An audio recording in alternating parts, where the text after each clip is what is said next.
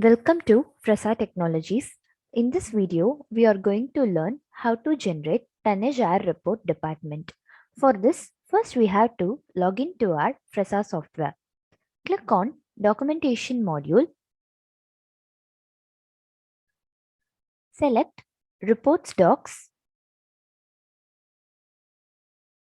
Here, click on Tonnage Report Air. Select the date range.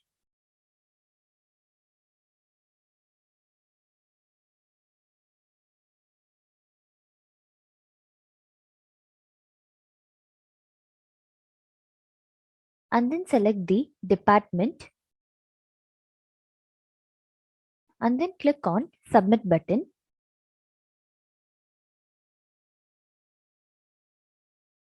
The report will be displayed on the screen. You can download the report by selecting Download option.